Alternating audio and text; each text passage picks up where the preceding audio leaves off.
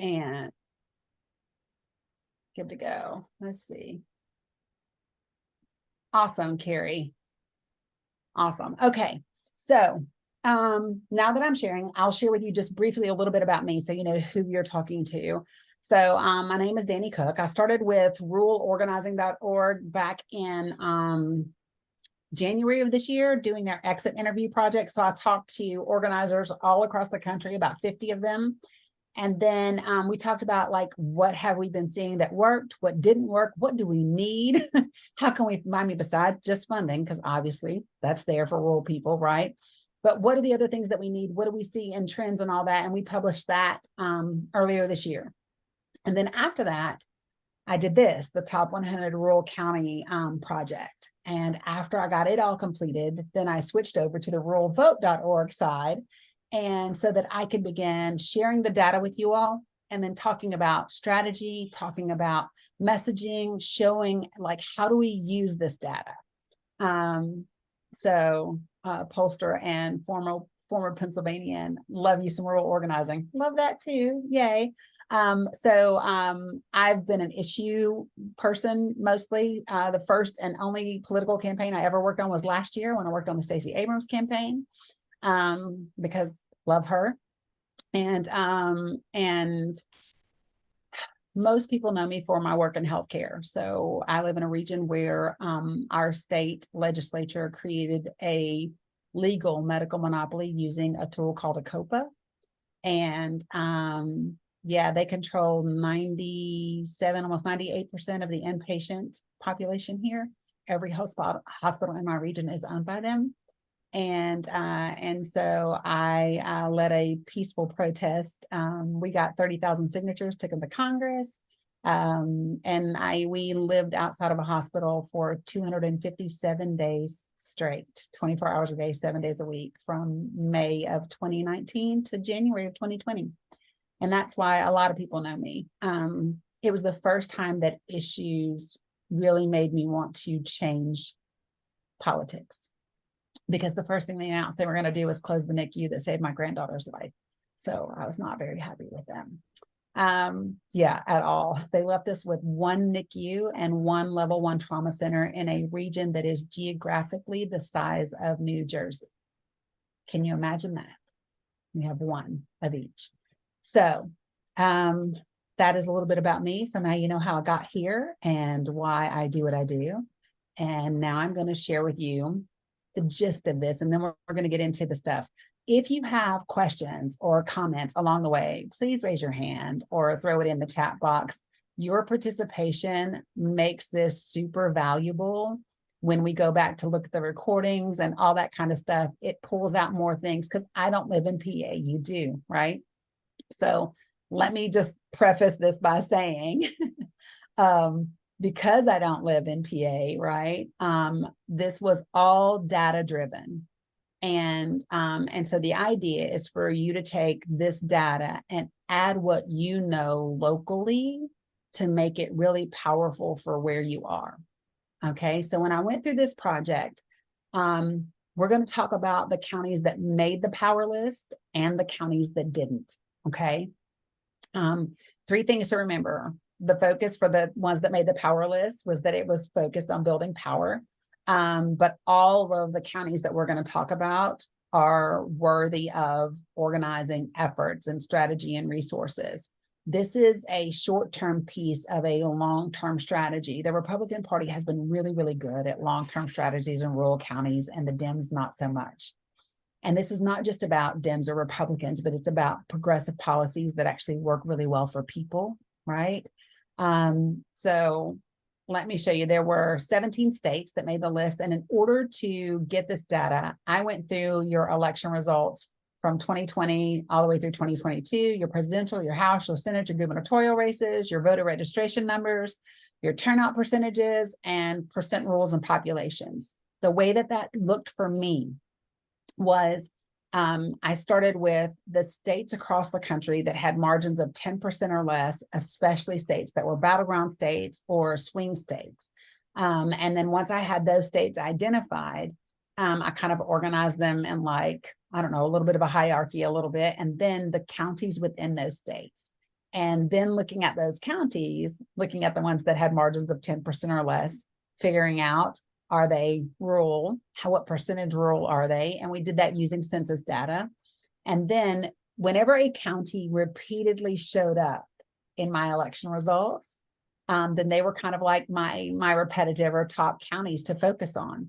So completely data driven. And then once I got them down there, think of it like a funnel, then it was looking at what districts or what House seats did those counties share that could be utilized for a power move. And so sometimes the power moves were for presidential elections. Sometimes the power moves were Senate. Sometimes the power moves were House, or a combination of any of those three.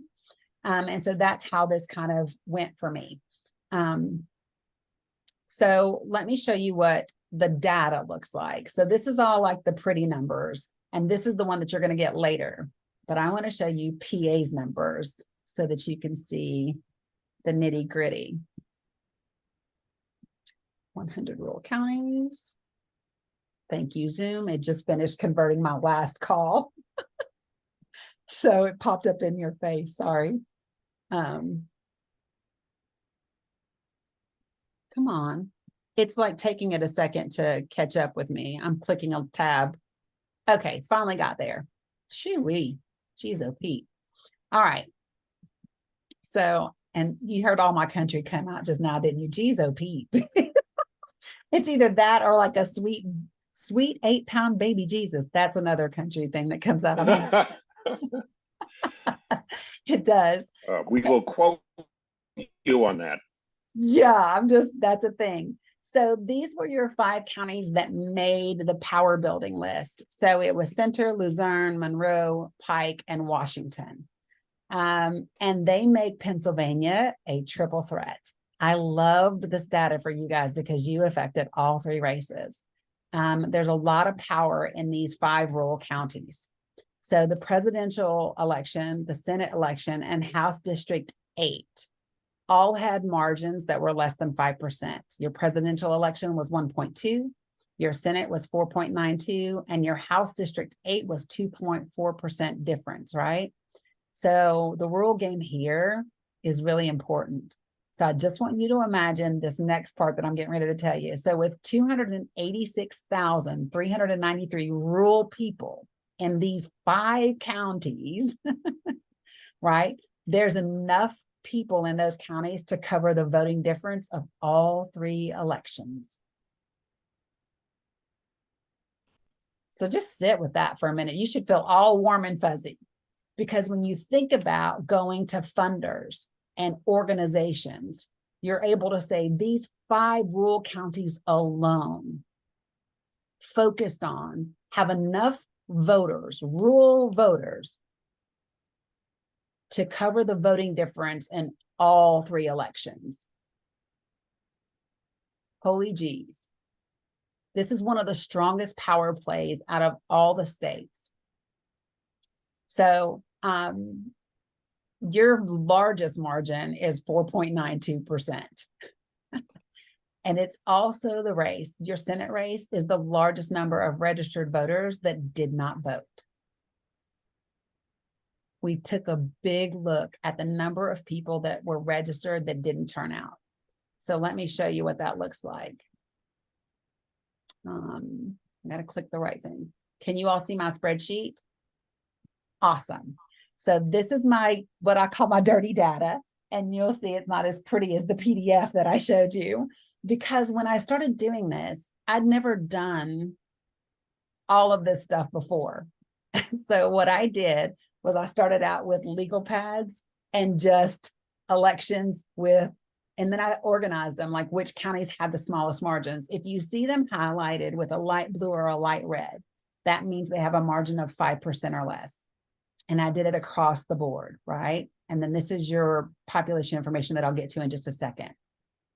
But I want to come down here to your voting data. So with these 6 counties, 5 of which made your power list, right? I want you to look at your percentage of registered voters. You have anywhere from 60 to 73% of your population registered to vote. And yet your voter turnout, even for the presidential election, never reached 57%, right? And it got even lower when it comes to your gubernatorial and your Senate races. So when we start to look at how do we use this data, do we want to invest money in voter registration? Sure, because we want to see these numbers be 75% or greater, right? We want 75% or greater of our population registered to vote, preferably 80, right? But if we're shooting for something that can be accomplished, 75%, right? So we're going to put some of our money. So let's just say we get a pool of money in around GOTV. That's what these folks want to give us money for. Perfect. We're going to take maybe 25% to 30% of that budget and put it towards voter registration. And then the rest of that is going to go into educating and mobilizing these voters that are not coming out to vote. Because somewhere along the line, we've lost them. These folks cared enough at some point in time to register to vote, but they are not motivated to hit the polls. And so what I keep telling everybody is that it's about more than policy. Policy will not move people. Emotion does, right? If it were just about having good policies, we'd be winning all the time, but we're not. The Republican Party has done a fantastic job of tapping into emotion. They tap into anger and they tap into fear. What's the only thing that beats anger and fear? Anybody want to take a stab at it? Hope. Hope. I love it when people give me my word. Yes. That word came up so many times in my exit interview of all the organizers in the state. It was about hope. I attended the Small Town Summit in Montana this past June. And I asked everybody, because I asked the same question and they said hope. And I said, let me ask you a question. When is the last time you felt hopeful about the National Democratic candidate, the National Democratic Party? When's the last one that made you feel really hopeful? Feel free to share. When's the last time you felt hopeful?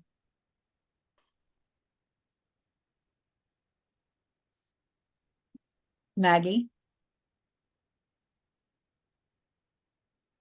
The first election I could vote in was for Obama, and nothing compares to that. That is the name that everyone said. Everyone said Obama. And if you think about it, he spent the majority of his time talking about what we can do, right? We spend so much time talking about the opposition. It's no wonder nobody knows who we are or what we stand for, right? So it's really time to start giving people hope. I will share this with you also. Literally on the last call that I had, the one before last that I had before this one, I had a lady that had attended. So, because some people are attending multiple state calls, right? And so I was doing Ohio and she was from New York and she said, I'm from a county that will never make your power list, but I'd like to know how. And I was like, wait, what county are you talking about? And she said, Essex County, New York. And I was like, oh, girl, let me just show you what I know. And I pulled up New York stuff and she saw Essex County and the smile was from here to here on her face. She was so excited when I could show her the data that she wasn't as far behind as she thinks. Sometimes when we live in these really red areas or what we think are really red areas, or we get so caught up in organizing, we don't know how close we are to the win, right? And so we got to start having those types of conversations. So I want you to see, so we already talked about your two areas of GOTV. One is going to be voter registration, and the biggest part is going to be voter turnout. And the way to do that is by tapping into people's emotion backed up with solid policy. Solid policy is going to come down to always 4 pillars. That's what I call them. The 4 pillars are healthcare, housing, education, and economic security. Everything constituents will talk to you about comes down to one of those 4 things: healthcare, housing, education, and economic security.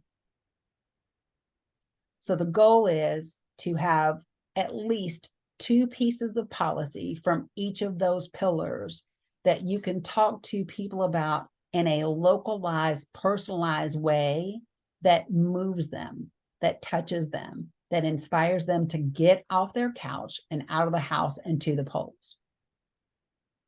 Okay.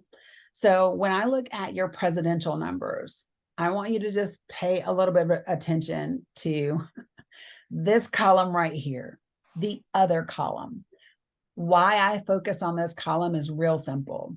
These are people who are already vested in the process. They cast a ballot. They just couldn't cast it for Biden or Trump in 2020. Let that sink in for a minute. Imagine going to the polls in 2020, knowing what was on the line, and not being able to get yourself to vote for either Biden or Trump, knowing that you're basically wasting a vote. We are missing these people. And sometimes these people are enough to either flip the county or significantly close the gap. A perfect example of that is Erie County. Erie County is separated by 1,400 votes, give or take, right? 1,928 people voted other in Erie County. That's your difference. That's your difference. And I can promise you that the Republican Party is looking at those numbers to figure out how to flip it back to red. I can promise you. If you look at center, it's like less than 4,000. 25% of them voted other already. So we need to focus on these people who are already engaged in the process, because you don't got to get them registered. They're already registered. You don't got to motivate them because they're already motivated, but you have to educate them. It's either register them, motivate them, or educate them. So in a lot of these places, it's going to be the education for your other voters because they're already in the process. You don't have to convince them.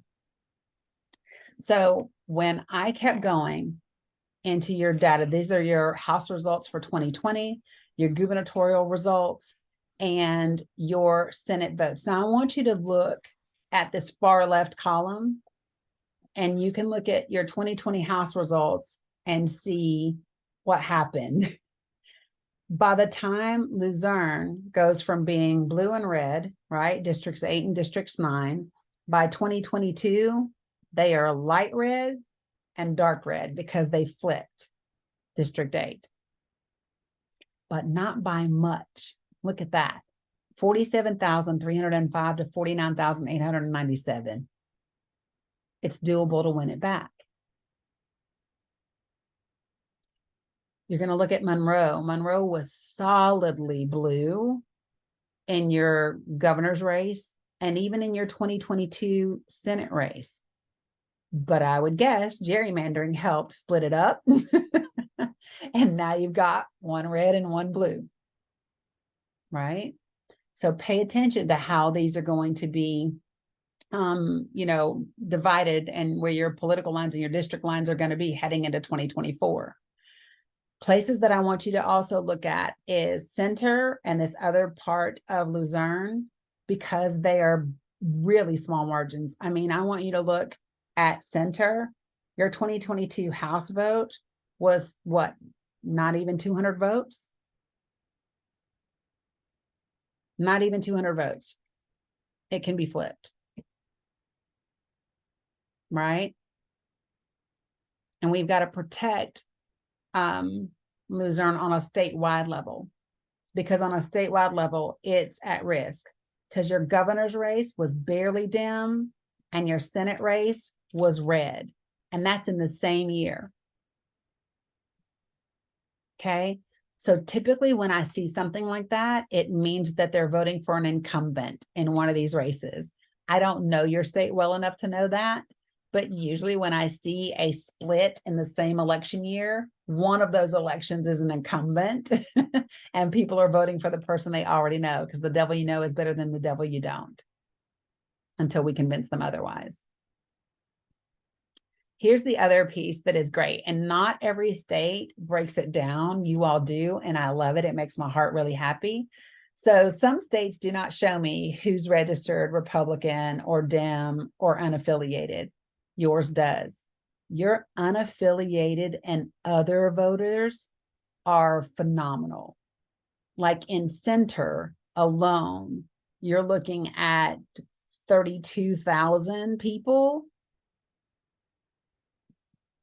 You've got almost as many unaffiliated and nonpartisan voters as you do Democratic voters, or as you do Republican voters. 32,000 is not that far from 40. So imagine being able to swing these people.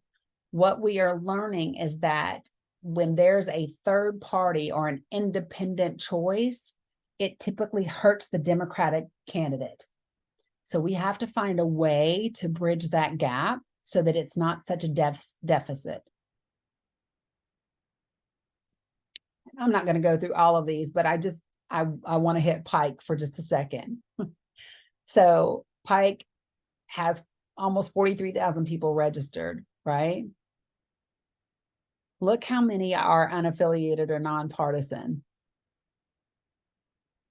9,000, 10,000 of them. 9,000, yeah, my math. Yeah, so 9,000. There's only 13,408 Dems. If those other 9,000 voted Dems, there's 20,000 Republicans. Well, daggone it, we'd beat them. So why aren't we? These are the number. Out of your registered voters, you have 116,525 that are unaffiliated and nonpartisan.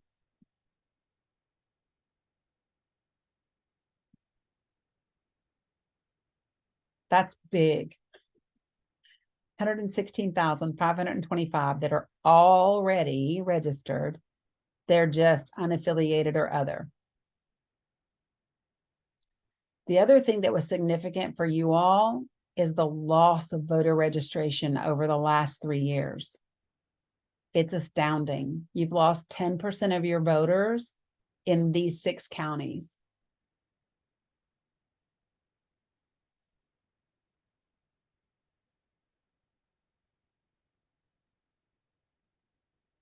The numbers are pretty staggering, aren't they?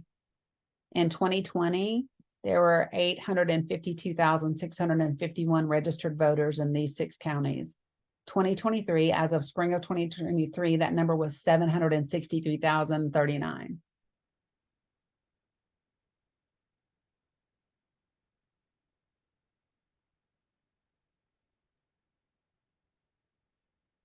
You can see the chat. I'm trying to grab it.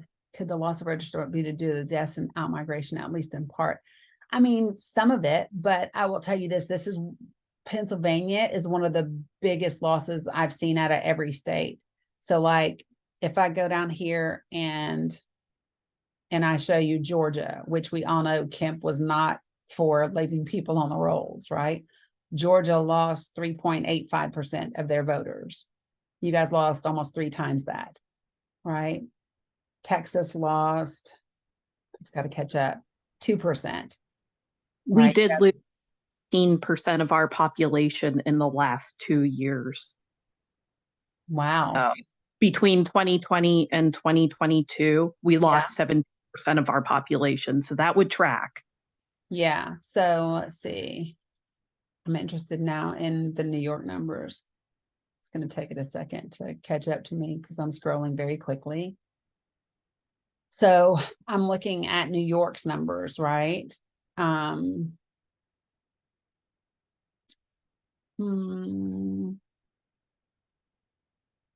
I am.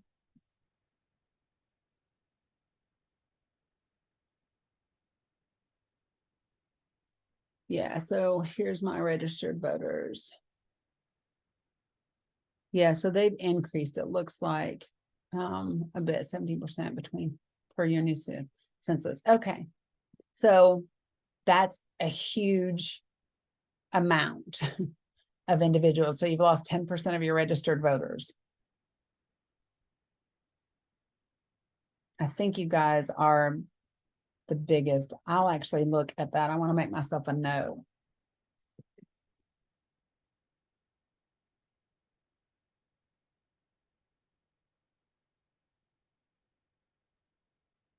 Okay, so what we're doing, I don't know why Iowa is clicked right now, probably just because my fingers hit it. But this is 17 states worth of data. And so now we want to talk about ways to use the data. So we already hit on one of them. Okay, so one of them is going to be around your GOTV efforts. We know that it's heavily on getting out the vote. Do you need to register voters? 100%, absolutely. But your biggest area of deficit is going to be people who are already registered that aren't coming out to vote. The second area is going to be your unaffiliated and nonpartisan voters, figuring out who those people are. And I don't know, I can look it up real quick while we're on here. I am not sure, because I'd be lying if I said my brain remembered all 17 states. It does not. Do you know if it lists, libertarians as well? Does it break it out for more than that? Registered. Let's see. All right. I'm going to your site right now to see. October 23rd is the last day to register to vote this year. For you guys. I'm trying to find your.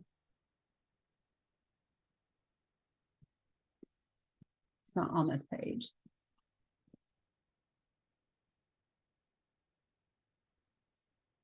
If you're messaging me, I can't see it real quick because I'm over here. So let me just see. Okay, good. You're not. I just double checked so y'all didn't feel abandoned. Well, I was seeing if I could find it really quickly. So let me see if I can pull one up for you and see if it lists them. It doesn't. I'm going to look for you guys. So before I send you your pretty PDF version, I'm going to pull, what I was able to do for Montana was pull their voter registration, voter turnout, and percentages for 2018, 2020, and 2022.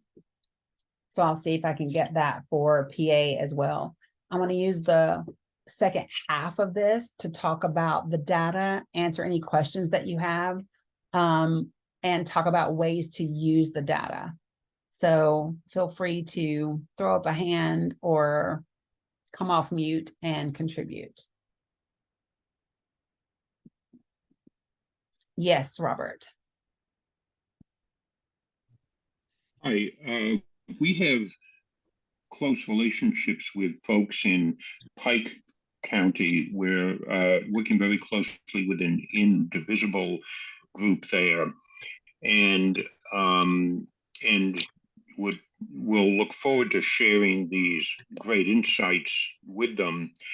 I'm just wondering what the next steps would be. What more in the way of data analysis would you be able to provide for local folks in one of these counties to help them both identify who they need to reach for, get out the vote, and what the ideal messaging would be for them?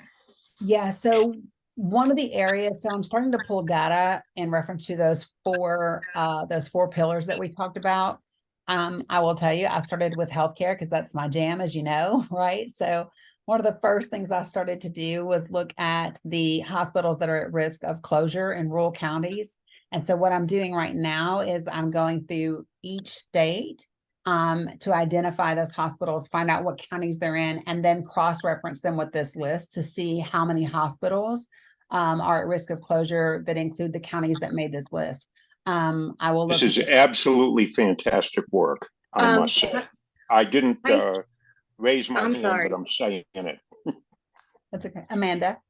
Pike County is one of the only counties in Pennsylvania without a hospital. We don't have a hospital here, which is a huge talking point that we've been using. And we are so grateful for MA Flips PA because I've been in contact with our volunteer in Boston. And I have spent the last 3 weeks calling indies throughout Pike County. I'm at 460 calls, but I can tell you the feedback that we hear from I want to say this is anecdotal data, like from my own. And if you saw my phone bank Cali list and notes, you'd be mortified looking at your spreadsheet. But a lot of where we cannot connect is gun violence, like on gun safety measures here. So that's a huge, they will vote for us for our repro rights. They're gonna vote where we're missing the connection is with gun safety.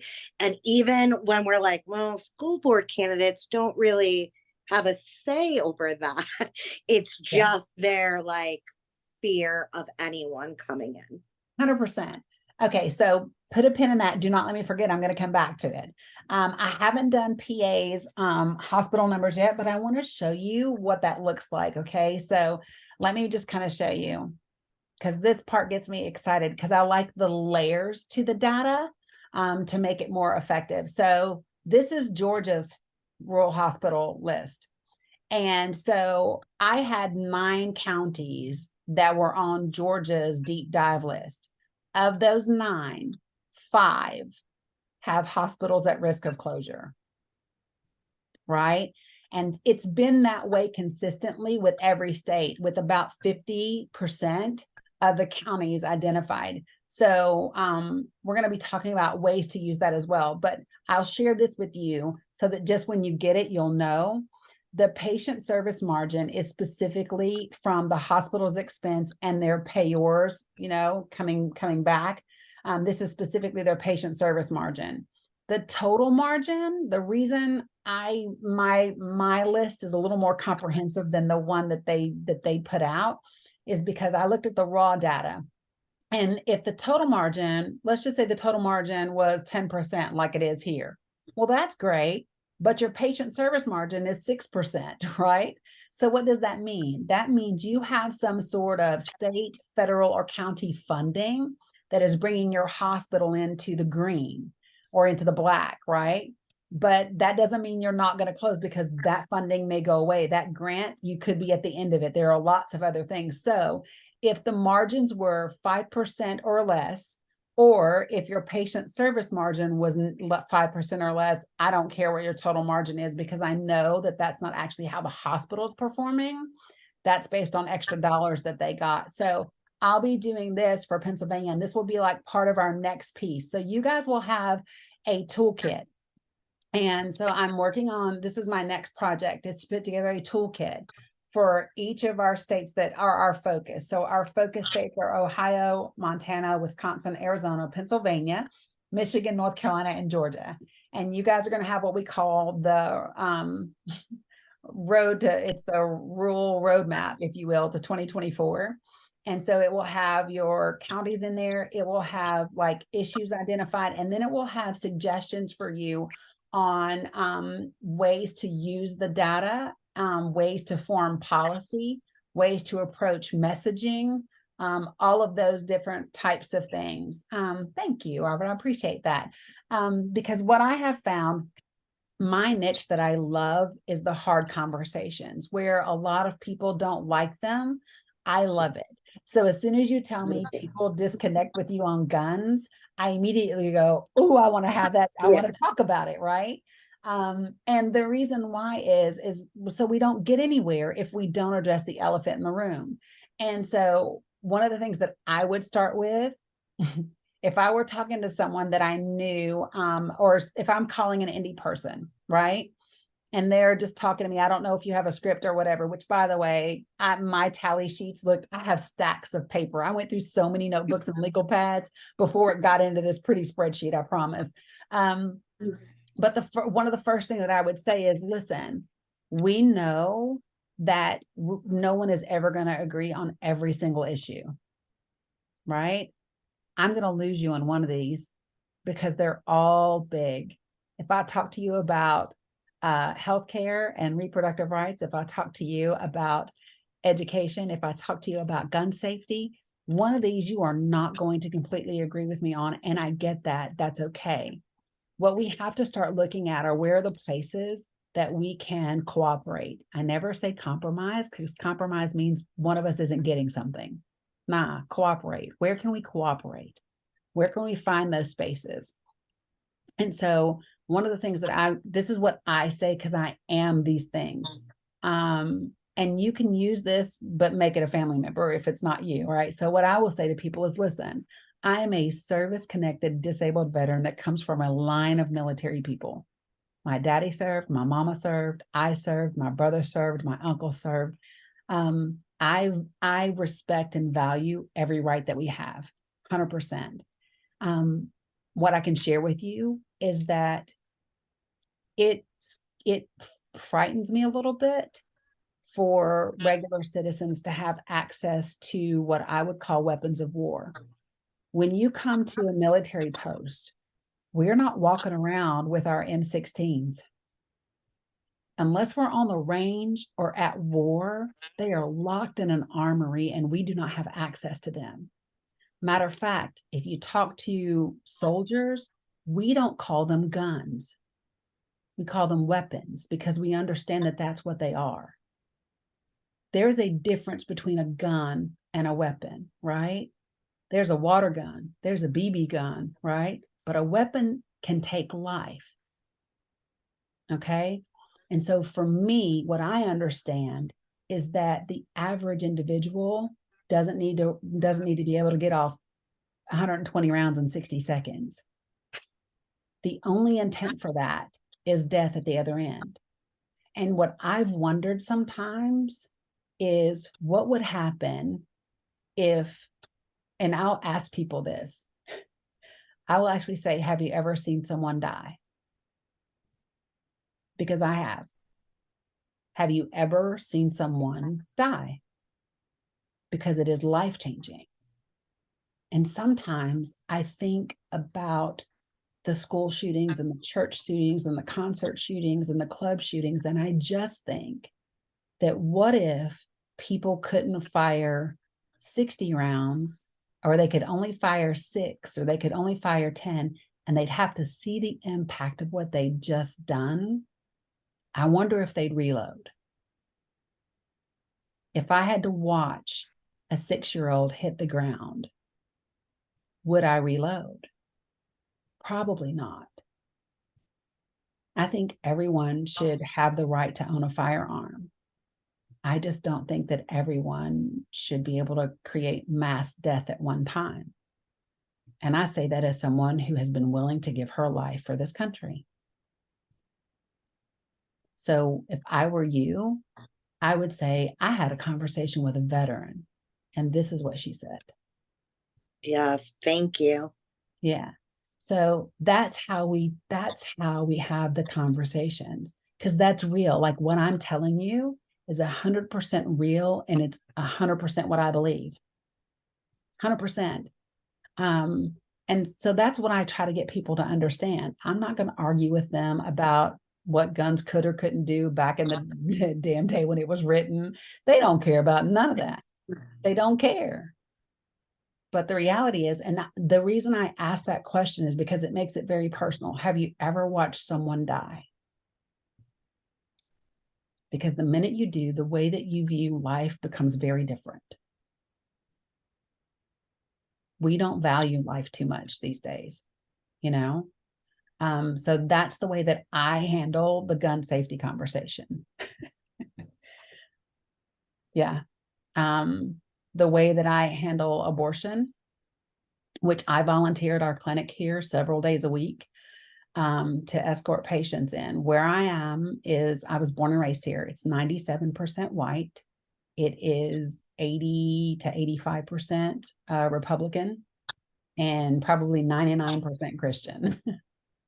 And we have anti-abortion folks that protest regularly, and they bring megaphones and they wear body cams and they take pictures of license plates and patients, and they yell things like, how are you going to feel when you flush your baby down the toilet like trash, and stuff like that.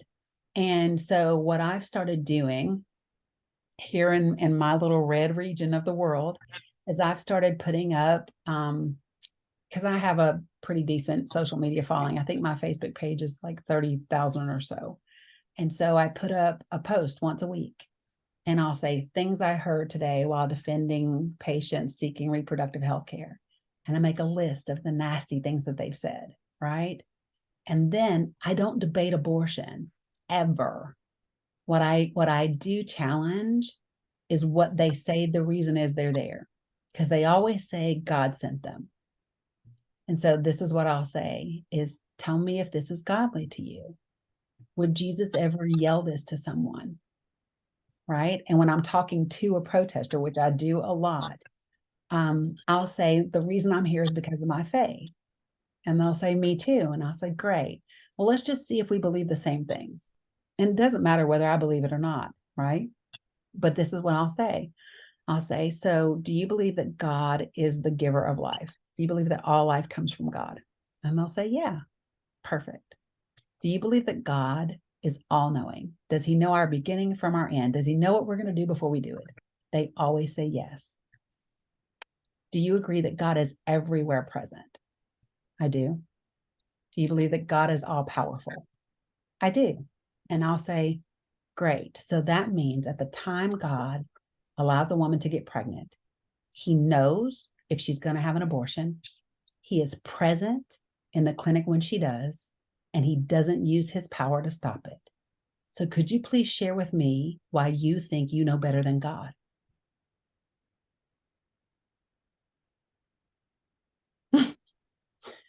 Explain it to me. What is the answer usually? Oh, they'll try to deflect. And I say, no. I would like for you to answer my question, because I don't talk to them unless they talk to me, right? So if they ask me to talk, as long as they're respectful, I'll say absolutely. And I'll say, no, I gave you the respect of having a conversation. So could you give me the respect of answering my question? Well, the Bible says, what I didn't ask you any of that. I'm not here to debate religion. What I'm asking you is based on your own religion. God knew something you didn't know, and yet you're out here trying to shame people for what they do. My favorite thing to yell now, because they don't know what to do with me, is when they're yelling on their bullhorn, I yell, like the other day before I started yelling it, I just looked at Barb, one of the ladies with me, and I said, hey, Barb, right where they could hear me. I said, I wonder what it must be like to use God to bully people. Like, I wonder, like, it must be really awesome to be able to harass people in the name of Jesus, don't you think? Right? And so now when they go, you know that it's a sin to commit murder, I yell, you know it's a sin to bully, you know it's a sin to harass, you know it's, and that's what I yell. You're Christian bullies. And they are. So the way that I use that in the ridiculously Christian area that I'm at, I don't debate abortion. What I did is I've gone live at the clinic and then afterwards. And what I have said to them is this: it doesn't matter if you disagree with abortion or not. Do you believe that God would have you talk to people like this? Do you believe that this is love? Because for me, God is love. So do you believe that love stands on the side of the street with a megaphone and a zoom lens and body cams and yells at people? Tell me how this is godly. And everyone here is like, that's horrible. They're horrible. So the enemy of my enemy is my friend. Right? I don't have to support abortion. And then I turn them against each other. I'll say, I've asked one of the girls, do you think it's godly to say whatever Sammy has said? And she's like, oh my God, that's horrible. And I said, well, that's what your sister in Christ said yesterday. You want to go, like, you're here saying these people are your responsibility. I would think that your sister in Christ is your responsibility first. You want to go talk to her? And that's how I handle that conversation with reproductive health care. I don't have to argue bodily autonomy.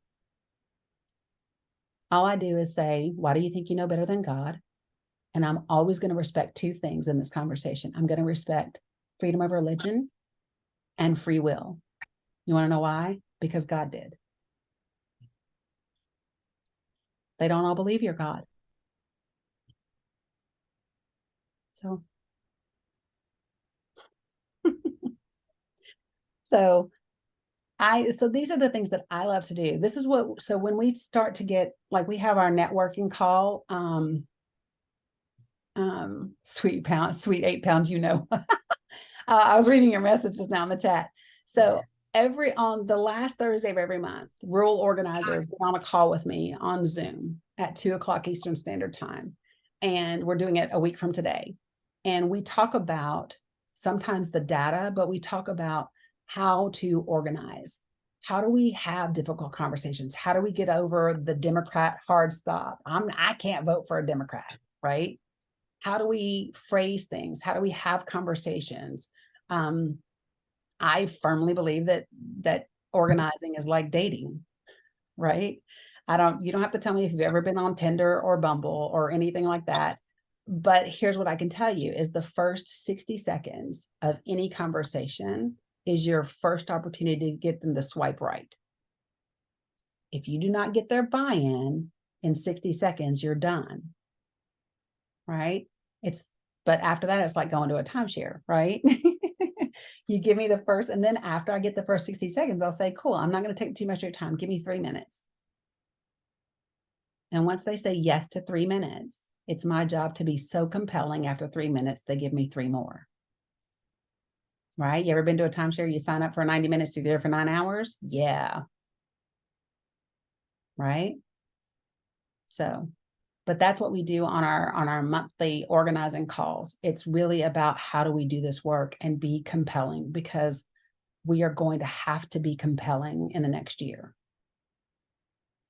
And I tell people straight up, listen, if you have politic fatigue today, get over it, because it's going to be like this and worse for the next 13 months.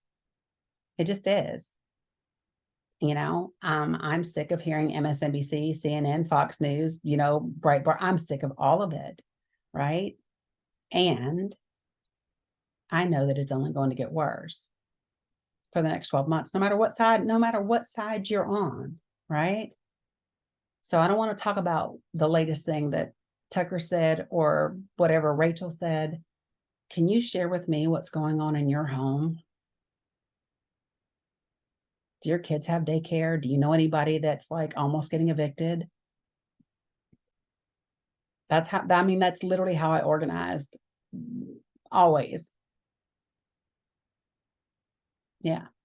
So do the baby negative too. Take the negative. If you want to have a conversation about the presidential election, the first thing I always say is, damn, Biden's old. Like, Joe is old. And no one has found the fountain of youth yet. So I guess we're just going to have to deal with it. Right? He's old. I also know he's been effective. Right? And I don't think that I should judge people on age the same way I don't want to be judged by the color of my skin or my bodily anatomy. As long as he can still do the job, let him do the job. And that's what I tell people. This is who we have. Let's talk about what he's done. And what do you need him to do? Baby negative always works. You have a candidate that comes from outside of your area.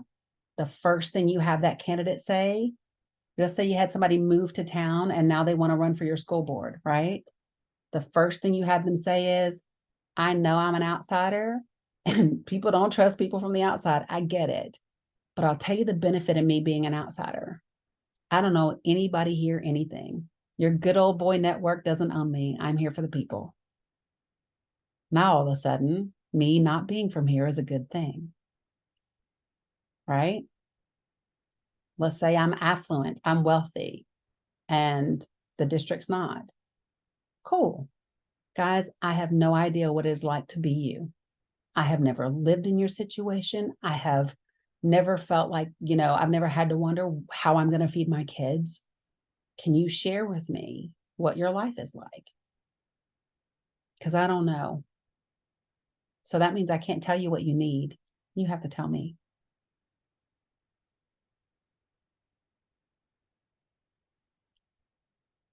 So use the data to get your money, to get your resources, and to develop your strategy, right? And then develop your messaging around hope, addressing the baby negatives, turning them into positives, right? And getting over the objections before they come, because you know what they are already. You know what people are going to say. I mean, I know Joe's sleepy, but he can still pull a glass up to his lips with one hand. And do you see how all of you laughed? You all smiled. I always use humor because it's hard to say no when you're smiling, right? Humor takes that defensive mechanism down. Yeah.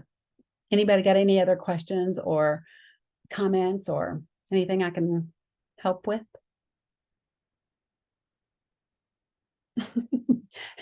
You're thinking, Carrie, like, I don't know. No, this has Um, been really good. This is the part that I love. I mean, I am 100% love it. Because like, so I do a lot of informational lives and talks with people, and I know where I'm at, right? So I don't know if you all saw it yesterday. I'm going to stop recording because we're done with this.